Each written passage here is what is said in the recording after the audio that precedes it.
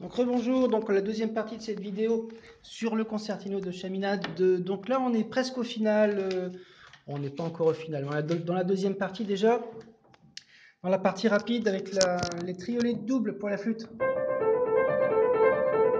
D'ailleurs c'est marrant, do la, c'est beaucoup plus simple qu'on le pense finalement. Do la, do la, do la, la, do, mi, la, sol, mi, sol, la, do, mi, la, sol, ré, si, ré, do. En gros ça fait quelque chose comme ça. La compositrice, elle fait la do, et puis après le module la, do, mi, la, sol, mi, si, sol, do.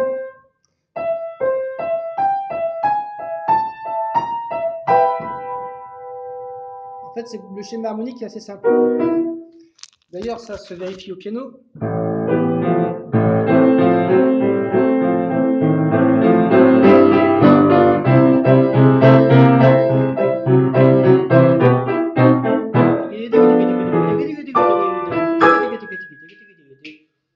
Donc tout ce passage en triolet de double, il faut le faire très mesuré. En fait, il ne faut pas le faire à fond la caisse. C'est pas du tout ça.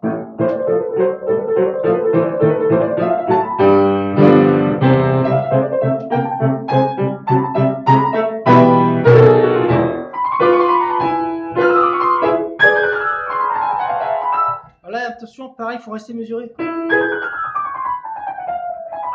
fait, pour le piano, on est généralement gêné pour accompagner ça parce qu'il manque toujours une note ou deux et pas les bonnes. Donc, il faut que vous preniez le point d'appui pour la flûte. Après, on a des petites cloches sur le triol flûte. Donc, les petites cloches au piano, le style de l'époque, c'est assez rigolo. Après, même réponse à la flûte. Avec en double.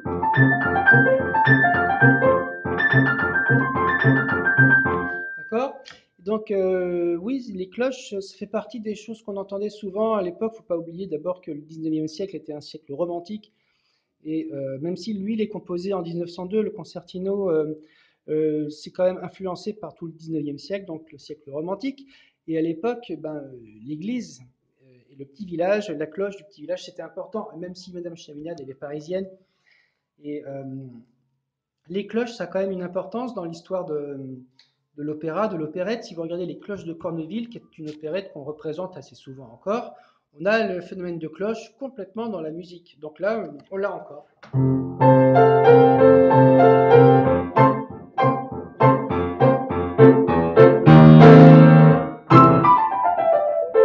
Là, on a une petite descente en tierce, en fait, avec la flûte et le piano.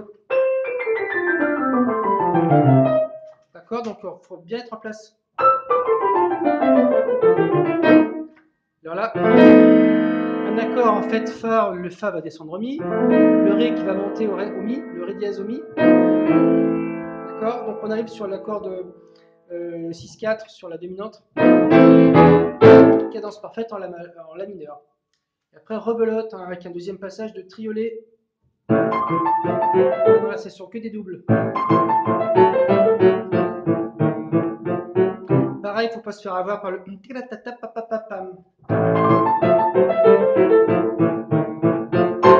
Le piano lui fait des contretemps.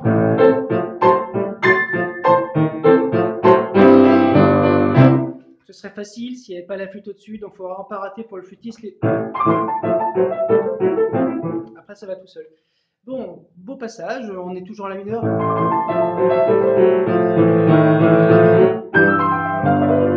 Modulation de majeur. Pareil, attention. Deuxième passage en do majeur.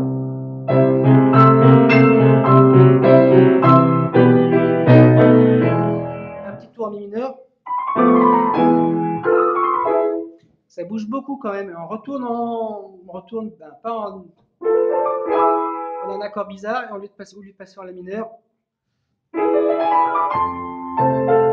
Le retour des cloches en fa majeur. Ça bouge beaucoup, on est comme dans un développement de sonate finalement.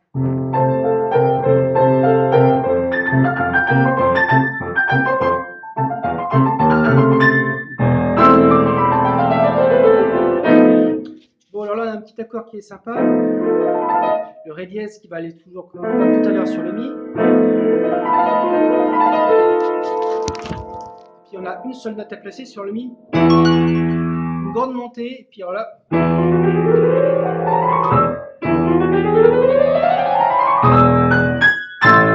donc on a fait Mi, Fa, Sol, La, on a juste le petit triolet à placer sur le Mi.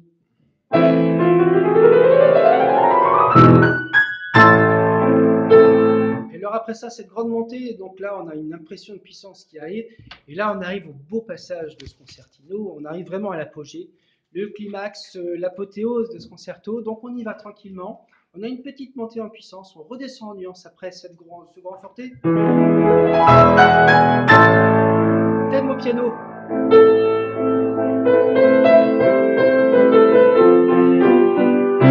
Là, il y a une montée qui va commencer. Moi, je vous conseille quand même de ne pas faire la basse. Pas beau. Donc, faites que la main droite forte et la main gauche quasiment piano.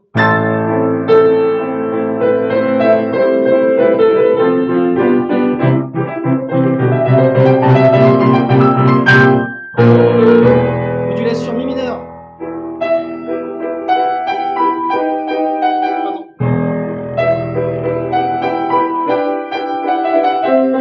Sol majeur.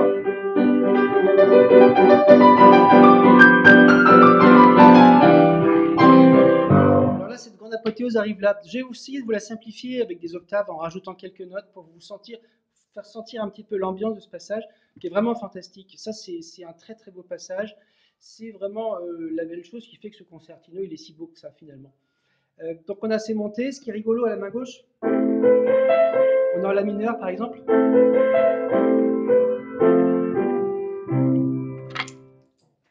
Gêne. On a la basse qui descend, pareil pour le mi mineur.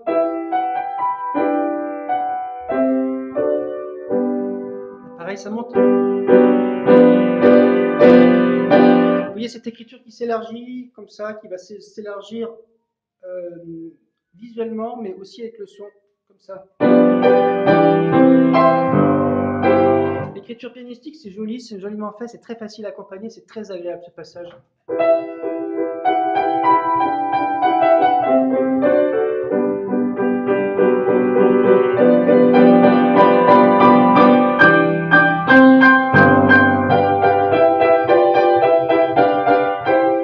Et si je rajoute la flûte, ça va donner quelque chose comme ça, tout ce passage. J'hésite pas à prendre l'extrême grave là sur la cadence, vous pouvez y aller.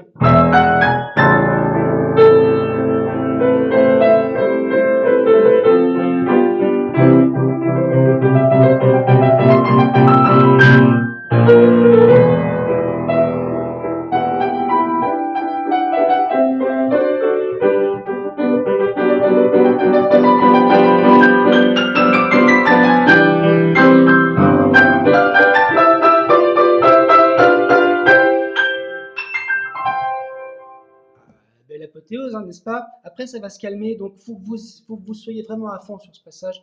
C'est la plus belle chose du concertino, allez-y.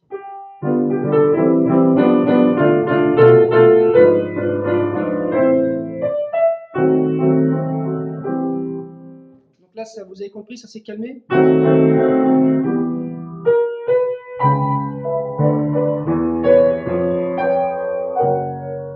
Voilà. Là, on se calme enfin, on a eu beaucoup d'énergie. Après, on a donc une petite cadence à la flûte.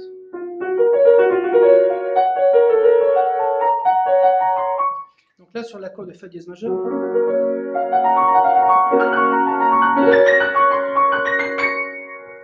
Très bien.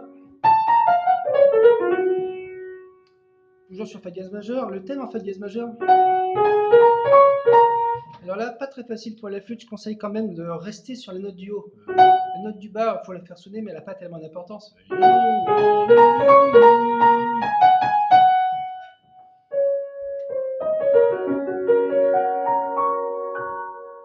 C'est joli, hein? On prend le temps de respirer, il y a un vrai silence. Après, Fa dièse majeur, Fa dièse mineur. On a bien cet accord en tête.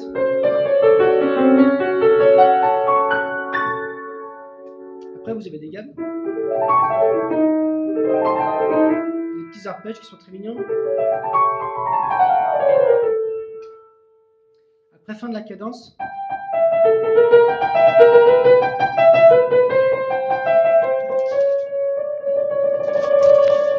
Retour du thème. Il faut jouer très piano. Le piano, lui, va être très piano. Il faut qu'il rentre dans un son que vous ne soyez même pas sûr qu'il soit rentré. J'exagère pour vous dire que.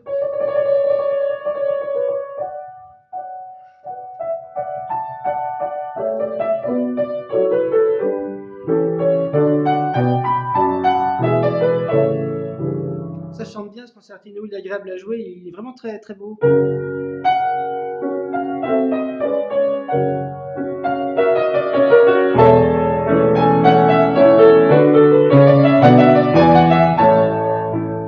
Voilà, on a eu comme au départ, donc une reprise du thème initial, réexposition en fait.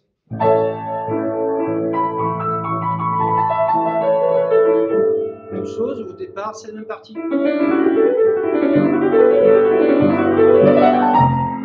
C'est bien le majeur.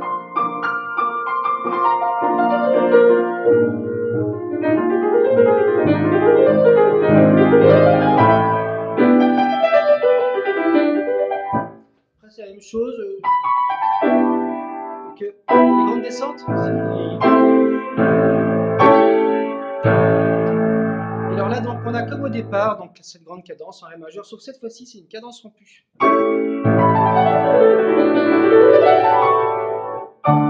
On s'attend à ça, n'est-ce pas? Donc du coup, la cadence rompue, on évite la cadence. Petite surprise. Comme ça, on peut relancer le discours, on a le même thème, et après, on a le grand final qui arrive. Le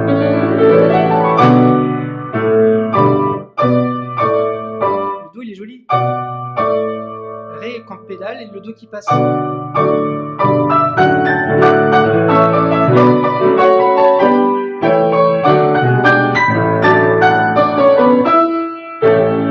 Beau passage orchestral, donc le piano le joue. Et après, donc, moi, je vous conseille pas de faire à la flûte. Non.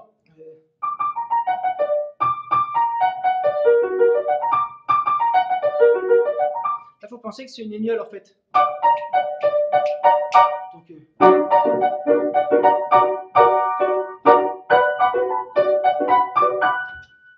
pareil pour la. Donc,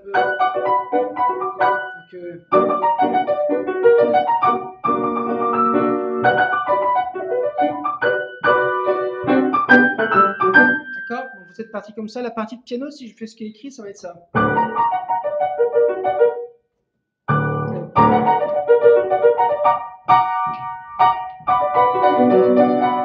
On sent bien quand même les mioles. D'accord. Donc, mais avec la flûte, moi je ne vous conseille pas de l'accompagner, de faire toutes les notes. En plus, vous n'entendez pas forcément tout ce qui se passe, vous allez faire un gros forté. Donc, Ré, Do, Si, ça va faire quelque chose comme ça. Pour moi, c'est beaucoup plus facile. Vous êtes sûr de. C'est pas là, vous ne faites pas toutes les notes, mais vous êtes sûr d'être après avec le flûtiste sur son tri.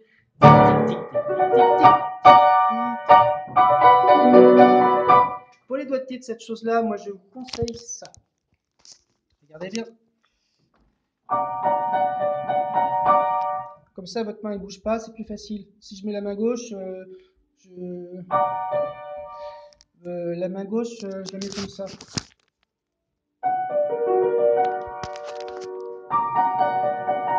Le deuxième passage, encore plus facile. Avec la petite descente main gauche, pouce. Il nous fait un accompagnement harmonieux.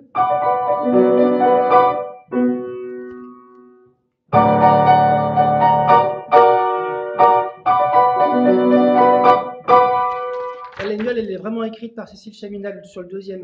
Le premier encore. Elle est sous-jacente.